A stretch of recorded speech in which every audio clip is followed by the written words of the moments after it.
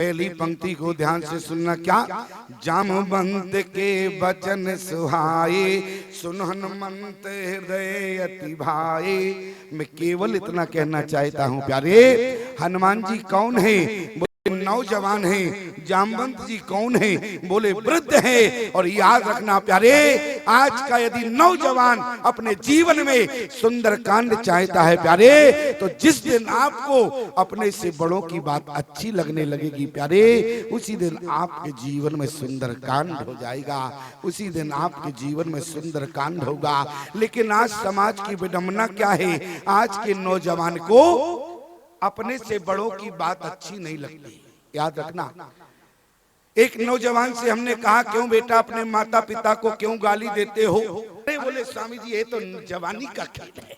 हमने कहा वाह क्या नौजवान हो तुम। अरे बोले स्वामी जी ये तो हमारी जवानी है। याद रखना प्यारे, जवानी का नाम अपने माता पिता को गाली देना नहीं होता है। जवानी का नाम अपने से बड़ों का अपमान करना नहीं होता। जवानी का नाम है अपने से बड़ों के चरणों में समर्पित हो जाना। याद रखना प्यारे, अपने से बूढ़ों की बात अच्छी लगने लगी। लेकिन आज का नौजवान बेटा अपने बाप का कहना नहीं मानता। लेकिन याद रखना प्यारे, जब तक आज का नौजवान बेटा अपने पिता का कहना नहीं मानेगा, तब तक उसके जीवन में सुंदर कांड नहीं होगा। एक बार की बात बतावे प्यारे, बड़ी गंभीर समस्या है। क्या? एक पिता था, अपने नालायक बेटों से हड़कर तीर्थ में रहता था। लेकिन प्यारी वृद्धावस्था आई, उसने सोचा, क्योंकि पिता का मोह होता है, अपने बेटे के यहाँ गया। क्योंकि वृद्धावस्था थी, अब उसके हाथों से कुछ बनता नहीं था। पहले तो तीर्थ में आश्रम में बना रहा, इसके बाद जब वृद्धावस्था आई तो अपने घर वापस गया। और जैसी दरवाजे की सीढ़ियां चढ़ने लगा, नालायक बेटे ने कहा अपने पिता से, बूढ़े बाप से, तुम आखिर में घर लौट कर क्यों आए हो?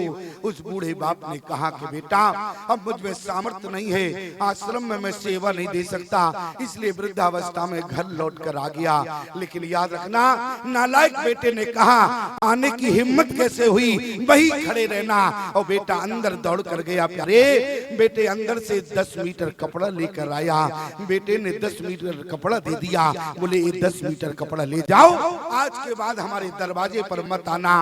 बूढ़े बाप ने कहा ये 10 मीटर कपड़ा किस लिए दिया है? आज उस बेटे ने कहा कपड़ा इसलिए दे रहा हूँ, आश्रम में ना बने तो कहीं भी जाके रह लेना, ये 10 मीटर कपड़ा मरते समय तुम्हारे कपने के काम आएगा प्यारे। उसने बाप ने सुना, बाप ने आधा कपड़ा फाड़ा, 5 मीटर बेटे के ऊपर फेंक दिया। बेटे ने कहा ये क्या कर रहे हो? उसी समय बूढ़े बाप ने कहा कि बेटा यदि हमारी तरह तुम्हारी संतान भी नालायक निकली तो तुम्हें कफन भी न दिया तो मरते समय तुम्हारे काम आएगा, इसलिए कफन भी रखना। याद रखना प्यारे, यदि समाज में ऐसे बेटा हो तो उनको जीवन में धिक्कार है, और आज हनुमान जी जैसा बेटा हो तो जीवन में सत्कार है। मैं आपसे निवेदन कर रहा हूँ, आज का माता पिता, बेटा तो चाहता है, एक घर में क्या होगा, माता पिता में झगड़ा होगा, हमारा उनके घर में पहुंचना होगा। हमने कहा क्यों भाई, क्यों झगड़ रहे हो? माता पिता दोनों में झगड़ा था। माता कह रही थी कि हमारा बेटा डॉक्टर बनेगा, पिता ने कहा कि हमारा बेटा इंजीनियर बनेगा। दोनों ने झगड़ा को हमारे समक्ष रखा। हमने कहा ये बताओ भले आदमी, तुम लोग झगड़ क्यों रहे हो? बोले क्या बतावे स्वामी जी, पत्नी कहती है कि हमारा बेटा डॉक्टर बनेगा, और पत्नी ने कहा ये कहते हैं कि हमारा बेटा इंजीनियर बनेगा। हमने कहा ये बताओ तुम लोग क्यों झगड़ रहे? मिनट के लिए बेटे को बुलाओ, उसी से पूछ लेते हैं डॉक्टर बनना चाहता है या इंजीनियर बनना चाहता है। दोनों ने हाथ जोड़कर कहा, बोले स्वामी जी बेटा तो अभी पैदा ही नहीं हुआ। तो हमने कहा फिर झगड़ा किस बात का कर रहे हैं? क्यों बिना मतलब का झगड़ा समाज में बना हुआ? याद रखना प्यारे, झगड़े जीवन में मत करना, बेटा की इच्छा तो करना, लेकिन प्यारे झगड़ा पति पत्नी में जीवन में नहीं रहना चाहिए। आज सुंदर कांड कब बना? बोले जिस दिन हनुमान जी को अपने से बूढ़ों की बात अच्छी लगी, उस दिन जो है सुंदर कांड का निर्माण होता है। और आज शनिवार का दिन है, एक सूत्र की बात है, कहो तो बता दे। क्यों? कथा से हटके होगा लेकिन कोई दिक्कत की बात नहीं। आज शनिवार का दिन है, याद रखना प्यारे, शनिवार का दिन बताना चाहता हूँ सूत्र क्या है, ईमानदारी से बताओ। सब लोग जानते सुनने आते हैं प्रमाण। बोले यत्र यत्र रघुनाथ कीर्तनम तत्र तत्र कृतमस्तकांजलिम। हनुमान जी महाराज जहाँ भी भगवान की कथा होती है, जहाँ भगवान का कीर्तन होता है, वहाँ वहाँ पहुँचते हैं प्यारे। यत्र यत्र रघुनाथ कीर्तनम तत्र तत्र कृतमस्तकांजलिम। आज जैसे हनुमान जी महाराज यहाँ भी आए हुए हैं, लेकिन एक बार क्या हुआ, हनुमान जी महाराज कथा सुनने जा रहे थे, पीछे से देखा कि शनि देव दौड़ कर आ रहे थे। हनुमान जी ने देखा अरे कौन दौड़ रहा है, तो देरी से देखा कि शनि देव आ रहे थे। हनुमान जी ने अपनी गति थोड़ा धीरे किया, शनि देव के बराबरी पर आए। हनुमान जी ने कहा कि क्यों शनि देव कहाँ भाग रहे हो? शनि देव ने कहा तुम्हें पता है? कहा? बोले भगवान की कथा शुरू हो चुकी, आज मुझे जाने में विलंब हो गया। हनुमान जी ने कहा तुम्हारा दिमाग खराब है? बोले रामचरित सुनवे को रसिया, अरे भगवान का चरित सुनने का प्रेमी तो मैं हूँ, लेकिन तुम क्यों भाग रहे हो? उसी समय शनि देव ने कहा हनुमान जी से, यदि तुम भगवान के चरित सुनने के प्रेमी हो तो बोले हमारी भी ड्यूटी कहीं ना कहीं लगती है। कहा? बोले जहाँ हरी कथा हो तो है हरि नौग्रह चौकी दे। जहाँ पर भगवान की कथा होती है वहां पर नवग्रह चौकी देते हैं, ऐसा मानना प्यारे। जैसे आपके मधुबनी में इस समय भगवान की कथा हो रही है और आप लोग हमारी बात का विश्वास मानना, यहाँ पर नवग्रह बैठे हैं, बैठे नहीं हैं बल्कि चौकी दे रहे हैं। चौकी देने का मतलब है पंडाल के बाहर खड़े हुए हैं। हनुमान जी ने कहा ये बताओ, कथा तो सब लोग शांति से सुनते हैं, वहाँ का वातावरण ऐसा होता है, तुम्हारे चौकी देने का मतलब क्या है? शनि देव ने कहा हनुमान जी से, अरे तुम तो जाके भगवान की कथा सुनना, मुझे तुमसे कुछ लेना देना नहीं, लेकिन हम जाके पंडाल के बाहर चौकी। क्यों? बोले जहाँ हरी कथा होती है नौग्रह चौकी दे। आज हनुमान जी ने कहा कि तुम चौकी क्यों देते हो? शनि देव कहने लगे हनुमान जी से, जो बीच कथा में उठकर जाता है, जो बीच कथा में उठकर जाता है, हम उसके सिर पर बैठ जाते हैं। अब ईमानदार जब शनि बैठ जाएगा तो 7.5 लग जाएगी कि नहीं? अच्छा ईमानदारी से बताओ, अभी केवल 7.5 लगती है तो ज्योतिषाचार्य के चक्कर काटते हो।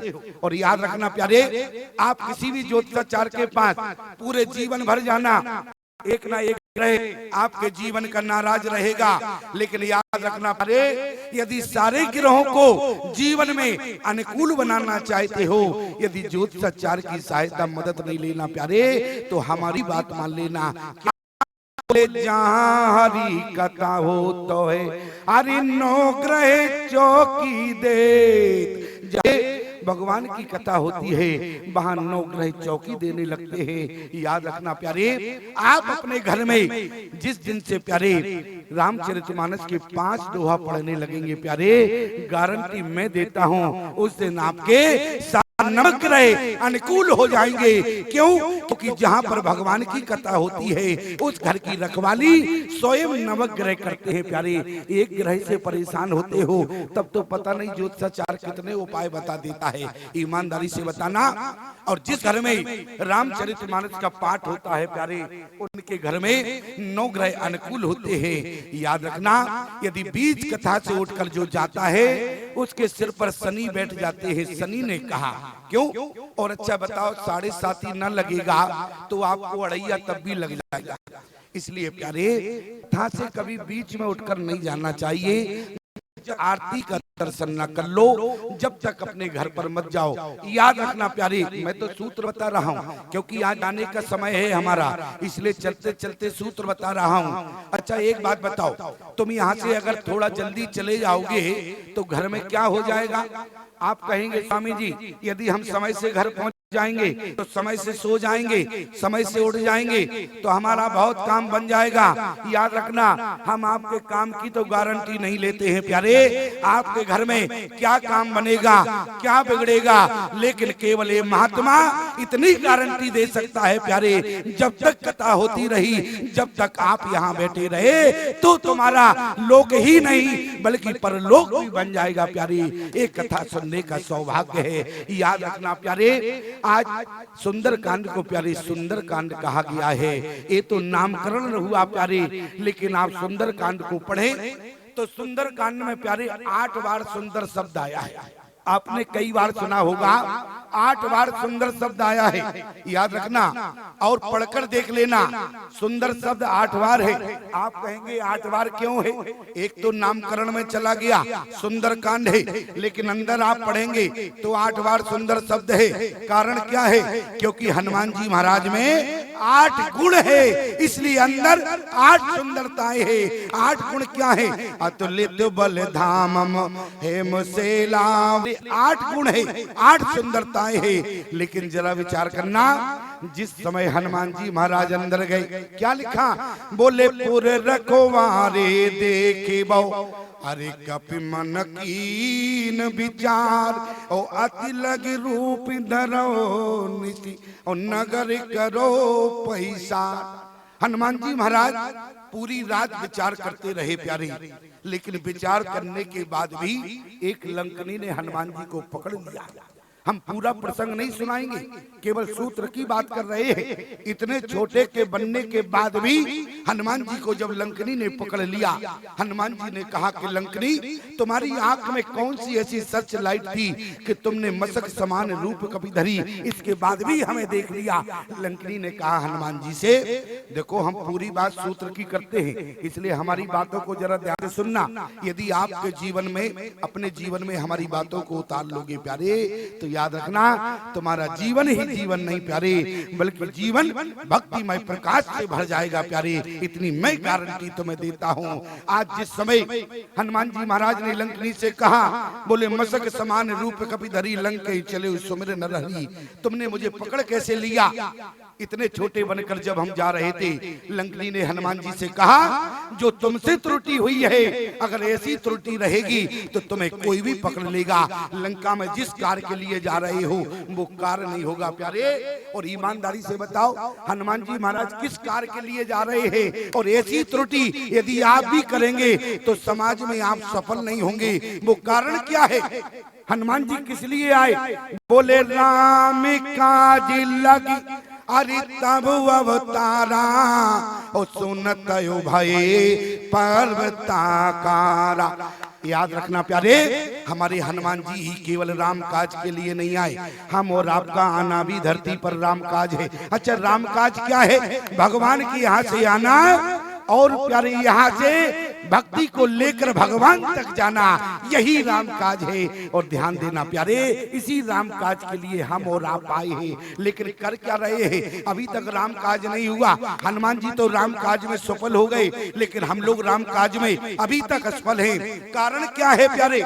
हम लोग राम काज में अभी तक असफल हैं। कारण सिर्फ इतना है प्यारे, कारण समझ लेना। ये लंकनी बता रही है। क्या लंकनी ने हनुमान जी से कहा, ये बताओ तुम जा कैसे रहे थे? बोले मशक समान आरी रूप कपि धरी, और लंक चले सुमिर नरहरि। बड़ी सूत्र की बात है। हनुमान जी ने कहा, मैंने चलते समय नरहरि का ध्यान किया। लंकनी कहने लगी, ये सबसे बड़ी त्रुटि तुमसे हो गई। हनुमान जी ने कहा, त्रुटि? आज लंकनी ने कहा, आज तुमने अपने इष्ट के चित्र का परिवर्तन किया, और लोगों तो अपना इष्ट ही बदल लेते हैं। तो याद रखना, जीवन में अपने इष्ट का परिवर्तन कर लेना, राम काज में जीवन में सफल नहीं होगे प्यारी। आज लंकनी ने हनुमान जी से क्या कहा? बोले आपने अपने इष्ट का परिवर्तन कर लिया। हनुमान जी ने कहा, लंकनी तुम्हें पता है, अरे नरहरि भी हमारे इष्ट का ही अवतार है। लेकिन जिस समय लंकनी ने कहा हनुमान जी से, यदि इष्ट के चित्र का भी परिवर्तन किया तो आप जिस लंका में राम काज के लिए जा रहे हो सफल नहीं होगे। कब होगे? बोले आए कैसे थे? बोले यह कह नाय, अरे सविन कह माता, ओ हरस चले हुई है धर रघुनाथा। याद रखना, इसी कलयुग में जिस समय गोस्वामी तुलसीदास जी महाराज वृंदावन की पावन धरा पे गए प्यारे, क्या प्रमाण मिलता है? बोले तुलसी मस्तक जब नवे। क्या तुलसीदास जी जानते नहीं थे कि राम कृष्ण दो एक है? अरे अंतर नहीं निवे, इनके नयन गंभीर है, उनके चपल विशेष। लेकिन इसके बाद भी प्यारे हमारे गोस्वामी तुलसीदास जी महाराज ने क्या कहा? बोले तुलसी मस्तक जब नभे, बोले धनुष बाण लियो हाथ, तो हमारे कन्हैया को क्या बनना बड़ा? बोले कृत मुरली कृत चंद्र का, अरे कृत गोपिन के साथ, ओ अपने जन के कारण श्री कृष्ण भये रघुनाथ। याद रखना प्यारे, आज परिवर्तन किया इष्ट का तो आप राम काज में सफल नहीं होगे। मेरा कहने का मतलब सिर्फ इतना है, लंकनी ने हनुमान जी से क्या कहा? बोली कैसे आए थे? ये कहना ये सविन कहे माता, हर चले ही ये धर रघुनाथा। तो अब लंकनी ने कहा जैसे आए थे वैसे जाना पड़ेगा। हनुमान जी बोले कैसे जावे? बोली पूर्वस नगर कीजे सब काजा, ओ हृदय राखे कौशलपुर राजा। जिसको बिठाकर आए थे उसी को बिठाकर जाना पड़ेगा, तब जाके सफल होगे प्यारे। याद रखना, मैं आपसे निवेदन करूं अपने जीवन में इष्ट का परिवर्तन कभी मत करना प्यारे, अन्यथा आप राम काज में जीवन में सफल नहीं होगे। राम काज वो कर सकता है जो जीवन में अपने इष्ट का परिवर्तन नहीं करता है। और आज हनुमान जी महाराज गए, लेकिन विचार करना, बोले मंदिर मंदिर प्रति कर सोधा, और देख जयते अगणित जोधा, गयु दशानन मंदिर माही, अति विचित्र कही जात सुनाई, शयन किए देखा कपिते, मंदिर महु न दीख वेदे।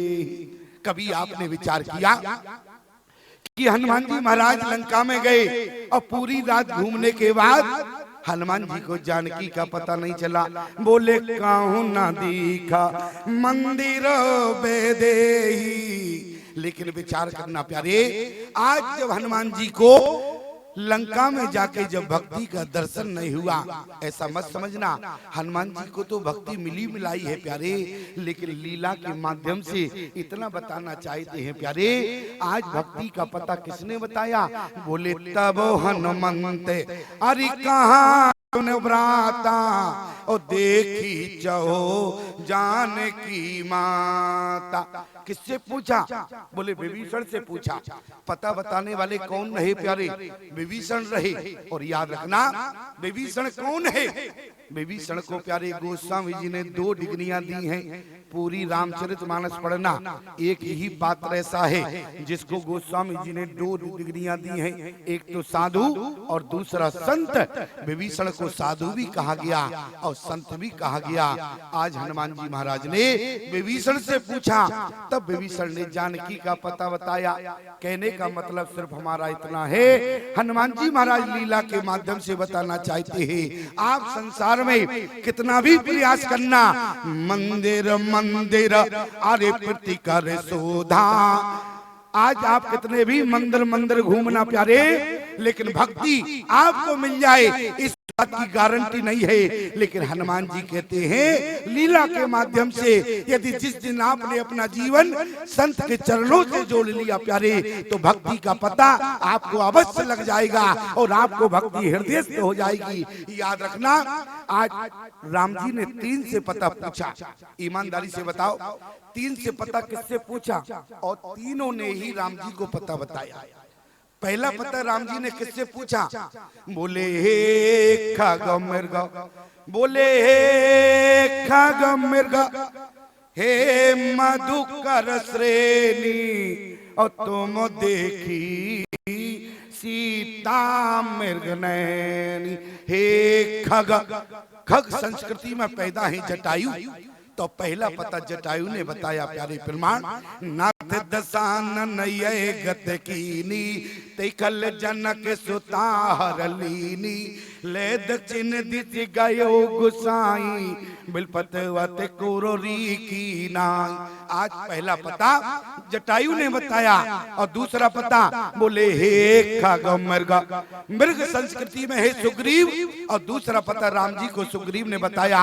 और तीसरा पता किससे पूछा, बोले हे खग मृग, हे मधुकर श्रेणी। मधुकर श्रेणी कौन है प्यारी? रामचरितमानस में ये मधुकर श्रेणी कौन आया और किसको मधुकर श्रेणी कहा गया है? इतने दिनों से आप लोग श्रवण कर रहे, जरा विचार करना। गोस्वामी जी के मत के अनुसार मधुकर श्रेणी कौन है? बोले सादर कहाई, अरे सुने बुधत्राही, और मधुकर सर से संत गुणग्राही। मधुकर श्रेणी कहते हैं संत को, और मधुकर कहते हैं भौरे को। याद रखना, भौरा और संत का एक ही काम होता है। काम क्या है? ईमानदारी से बताओ। भौरे को आपने घूमते तो देखा होगा बगीचे में, तो आप समझते हैं ये भौरा जो है पराग की तलाश कर रहा है। आपने चलते फिरते देखा, लेकिन याद रखना, लेकिन भौरा करता क्या है? बोले गुन गुन गुन गुन गुन गुन, ये भौरा करता है। इसी प्रकार से आप संतों को चलते फिरते तो देखेंगे प्यारे, लेकिन संत करते क्या है? बोले राम राम राम राम राम राम राम राम। इसलिए बोले सादर कहाई, अरे सुने बुधत्राही, और मधुकर सर से संत गुणग्राही। तीसरा विभीषण संत ने बताया, याद रखना प्यारे, विभीषण संत ने बताया हनुमान जी को कि माता जानकी अशोक वाटिका में है। अभी आप लोग बहन जी के द्वारा श्रवण कर रहे थे, क्या पुष्प वाटिका से कथा प्रारंभ हुई, भगवान की विवाह तक गई। लेकिन याद रखना, यहाँ वाटिकाएं दो हैं, एक तो पुष्प वाटिका है, एक अशोक वाटिका है। यदि मैं निवेदन आपसे करूं, दोनों वाटिकाओं में जानकी ने केवल 2 बार मां कहा। एक तो गिरजा से 2 बार माँ कहा, और अशोक वाटिका में भी 2 बार जानकी ने माता कहा। प्रमाण क्या है? बोले जय जय गिरवर हरि राज किशोरी, और जय महेश मुख चंद चकोरी। दूसरी पंक्ति में क्या कहा? बोले जय गज बदन खड़ानन माता, और जगति जननी दामिनी दुति गाता। पहली बार माँ कहा, दूसरी बार बोले पति देवता सुतीय महु, और मात प्रथम तव रेखा। दूसरी बार माँ कहा। और जब अशोक वाटिका आई, वहां भी जानकी ने 2 बार माता कहा। प्रमाण बोले तिरजट सन बोली कर जोरी, मात विपत संगनी ते मोरी, और तजो देह कर बेगे उपाई, और दुसय बिरहे अब नहीं से जाई, आन काठ रच चिता बनाई, माते अनल पुनि। 2 बार माता कहा। याद रखना प्यारे, वाटिकाएं 2 है। आप कोई भी रामायण पढ़ना, उसमें पुष्प वाटिका नहीं है। वाल्मीकि रामायण में पुष्प वाटिका का वर्णन नहीं है, लेकिन रामचरितमानस में गोस्वामी जी ने पुष्प वाटिका का वर्णन किया है। कारण क्या है? क्योंकि गोस्वामी तुलसीदास जी महाराज राम और कृष्ण में अंतर नहीं समझते हैं। आज गोस्वामी जी ने कहा, यदि निधि वन में द्वापर में भगवान कृष्ण ने महाराज रचाया है, तो आज पुष्प वाटिका में भी राम जी ने आकर महाराज का दर्शन दिया है। प्यारी याद रखना, आज अशोक वाटिका में जिस समय माता जानकी ने क्या कहा, बोले दोसहे बेरहे। एक बात बताओ, समय तो हमने पूछा ही नहीं है, कितनी देर बोलना? क्यों? अच्छा, ये लाल पीला कुछ नहीं होगा क्या? अच्छा होगा, तब ये होगा तो समय से होगा निर्धारित, तो किया ही होगा आपने। क्यों? हाँ, तो इसलिए ऐसा ना हो कि हम बोलते ही जाएं, क्योंकि हमारी घड़ी तो खिसक रही है, लेकिन हम ये देख रहे तुम लोग एक भी नहीं खिसक रहे। कारण क्या है? तुम लोग खिसकते तो हम कहते भाई ठीक थे, लेकिन क्या करें, घड़ी खिसक रही, तुम नहीं खिसक रहे। इसका मतलब क्या हुआ? तुम घड़ी से नहीं बंधे हो। क्यों? तुम घड़ी से नहीं बंधे। तुम कहां से बंधे? तुम भगवान की कथा से बंधे हो। कहां से बंधे हो? भगवान की कथा से। अच्छा, जो लोग चले गए वो किससे बंधे थे? ये भी तो होगा। क्यों? जो लोग चले गए वो किससे बंधे थे? वो ग्रह का रजना ना जंजाला। किससे बंधे हैं? बोले ग्रह का रजना ना जंजाला, ते अति दुर्गम शैल विशाला। याद रखना प्यारे, आज मैं आपसे निवेदन कर रहा हूँ, माता जानकी ने क्या कहा?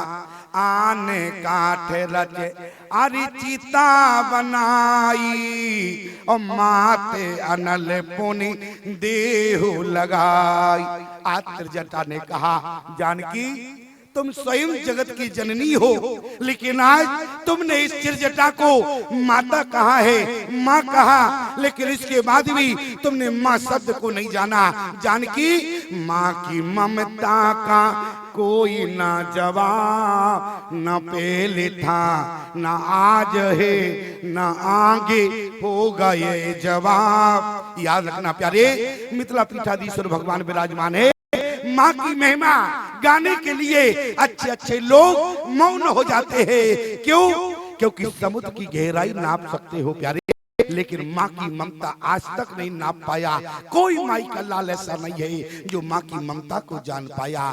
विचार करना। आज मैं पूछना चाहता हूँ, क्योंकि मधुबनी छोटा शहर नहीं है, बोले इतना छोटा भी नहीं है, गांव से विकसित है, जिला है, लेकिन ईमानदारी से बताना, आज यदि किसी के नौजवान का जन्मदिन होता है, 20 सभा में 20 पंडाल में खड़े होकर बता देना, आज मैं उसे माई का लाल मानूंगा प्यारे। वास्तविक में देखा जाए कौन माँ का बेटा होता है? हमारी बात कड़वी लग रही होगी, लेकिन कहना पड़ेगा, यदि हम ही नहीं कहेंगे तो समाज में सुधार भी नहीं होगा प्यारी। याद रखना, कथाएं तो बहुत सुनते हो, लेकिन मैं वो वास्तविक सच्चाई बताना चाहता हूँ प्यारे, जिस सच्चाई से आज तक तुम वंचित हो। ईमानदारी से बताओ, जिस दिन जन्मदिन होता है उस दिन तुम भवानी या किसी शिवालय में जाते हो प्रसाद चढ़ाने के लिए। क्यों? आज भवानी हमारा जन्मदिन है, लेकिन हमारी बात कड़वी लगेगी, लेकिन विचार करना, कोई भी पंडाल में खड़ा होकर बता दे जिस दिन उसका जन्मदिन हो, आज वो भवानी या शिवालय के मंदिर में नहीं, जिस जननी ने जन्म दिया उसके पैर धोकर पान किए हो। कौन सा ऐसा लाल बेटा है यहाँ पर? 20 सभा में खड़े हो जाना प्यारे। जन्म देने वाली आपकी माँ होती है, उस भवानी को मानने की जरूरत नहीं है प्यारे। उस भवानी से पहले जन्म देने वाली तुम्हारी जननी है। और याद रखना, जब तक आप इस जननी को नहीं मानोगे प्यारे, तब तक समाज में भगवान तुम्हें स्वीकार नहीं करेगा। मैं केवल आपसे निवेदन करना चाहता हूँ, यदि माँ की बात करूँ तो कवि ने क्या लिखा है? माँ के आंचल ने हर युग में, माँ के आंचल ने हर युग में भगवान को भी पाला है। माँ के चरणों में जन्नत है, अरे गिरजा और शिवाला है। माँ हिमगिर जैसी ऊंचाई, माँ सागर जैसी गहराई, संसार में जितनी खुशियाँ हैं माँ के आंचल से आई। याद रखना, आज जिन खुशियों को मांगने के लिए तुम मंदिर मंदिर घूम रहे हो प्यारे, लेकिन अभी तक भी तुम्हें पूर्ण खुशियां नहीं मिली। लेकिन जिस दिन नौजवान बेटा अपने माँ के चरणों में समर्पित हो जाता है, उसी दिन उसे सारी खुशियां मिल जाती है। याद रखना, आप मंदिर में जाके भवानी का तो चरणों तक पान करते हो, लेकिन जिस जननी ने जन्म दिया तुमने आज तक उसका पैर धोकर नहीं पिया प्यारे। जरा कल्पना करना, जब आप जाओगे, यदि कहीं भगवान ने पूछा तुमने उस जननी का सम्मान किया, तुम कहोगे कि आज तक नहीं किया, तो भगवान भी तुम्हें स्वीकार नहीं करेगा। याद रखना प्यारे, कहानी भले ही झूठी होती हो, लेकिन कहानी के उद्देश्य को देखना। एक बेटी का विवाह हुआ, बेटी विदा होकर ससुराल गई, और ससुराल से जाने के बाद बेटी ने अपने माता पिता के यहाँ फोन घुमा दिया। आधी रात को फोन आया, माता पिता ने कहा कि बेटी आदि तुम्हारा विदा हुआ, आज ही तुम ससुराल गई हो, लेकिन आज इतनी रात को फोन। बेटी ने कहा अपने माता पिता से, जिसके साथ तुमने हमारा विवाह किया है, मैं उसके साथ अपना जीवन यापन नहीं कर सकती, इसलिए आप मुझे अपने घर ले जाए। माता पिता ने प्यारे उस रात को बहुत समझाया कि बेटी विवाह कोई गुड्डा गुड़ियों का खेल नहीं होता है, इसलिए बेटी तुम्हारा विवाह हुआ है तुम्हें निर्वाह करना पड़ेगा। लेकिन प्यारी इसके बाद बेटी ने कहा मैं इस व्यक्ति के साथ तो एक दिन भी नहीं बिता सकती। माता पिता ने बहुत समझाया तो बेटी को प्यारे माता पिता ससुराल पहुंचे, बेटी को अपने घर लेकर आए और बेटी जैसे ही घर आई तो कुछ दिन बाद माता पिता ने सोचा कि अब मामला ठंडा हो गया होगा, तो लेकिन माता पिता की पूछने की हिम्मत तो नहीं पड़ी प्यारे, ना ही बेटी ने बताया। लेकिन जिस समय माता पिता ने कहा कि बेटी विवाह बार बार नहीं होता है सनातन धर्म में, आज जिस समय उस बेटी ने कहा मैंने आपसे जो कहा मैं उसके साथ अपना जीवन यापन नहीं कर सकती, मैं उससे तलाक चाहती हूँ, विवाह विच्छेद चाहती हूँ। जिस समय प्यारी जब माता पिता ने समझाया बेटी ना मानी, उसका तलाक हो गया, विच्छेद हो गया। और ऐसे ही नहीं प्यारे दोनों की शादी अलग अलग हो गई, बेटा की शादी दूसरी जगह की गई, बेटी की शादी दूसरी जगह की गई। दोनों की वृद्धावस्था आई, दोनों के बाल गोपाल हुए। लेकिन प्यारी बेटी जहाँ ब्याही हुई थी वहाँ पास में भवानी का मंदिर था। बेटी का नियम था प्रतिदिन मंदिर में जाती थी, भवानी का दर्शन करती थी और मंदिर के बाहर जितने भिखारी बैठे हुए थे उनको दान दक्षिणा देती थी, भोजन देती थी।